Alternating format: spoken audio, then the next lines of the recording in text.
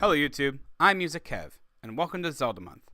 I've been uploading one video a day on either this channel or my other channel, and at this point I've done all 10 top 10s on my Musikev Plays channel, and this is the second of two in-depth discussion series of the musical top 10s, being title themes and Zelda games.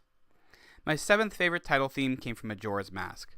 Majora's Mask's title theme was composed again by Koji Kondo and Toru Minegishi. Majora's Mask is one of the darkest of the Zelda games, featuring several deaths and more mature themes. I mean as mature as you can get without raising your game's age rating. No one actually dies on screen, except that Zora guitarist, but even then he jumps up and rocks out before young Link has to bury him. This is important to mention as the theme itself is a bit dark as well.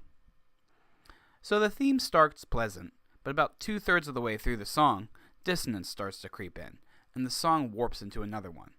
It is this particular move that makes the Majora's Mask theme earn a spot on my list, despite being slower and less exciting. The initial melody is quite simple, and is played by the piano with an ocarina doubling some notes at a higher octave.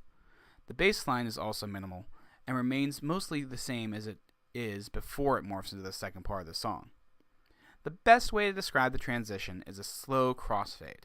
A few notes sneak in, and then the whole thing is taken by the villain theme, which sounds tribal and is full of complex rhythms in contrast to the simple introduction.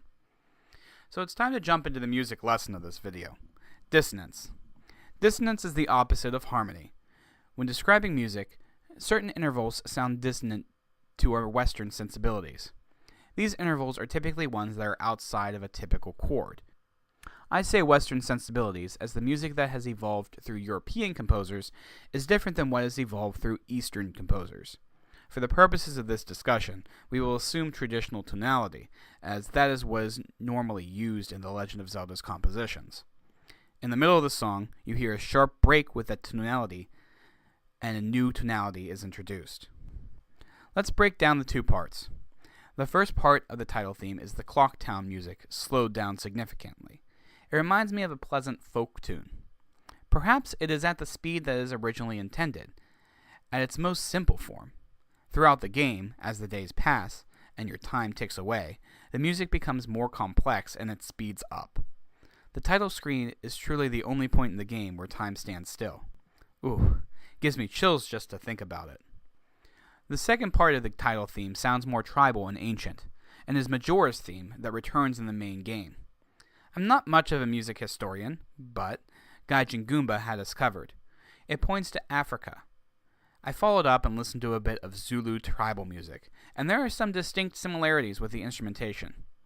I got stuck on a relaxing playlist, so I couldn't pin down any specific sinister melodies, but I think it's safe to say that the culture's musical style was reflected in Majora's theme. That's all I have to say this time. Be sure to like this video as well, since I like the validation.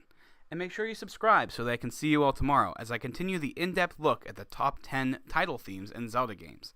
If you've missed the list that I'm basing this on, or any other, the link to the playlist will be found below. I will see you all tomorrow.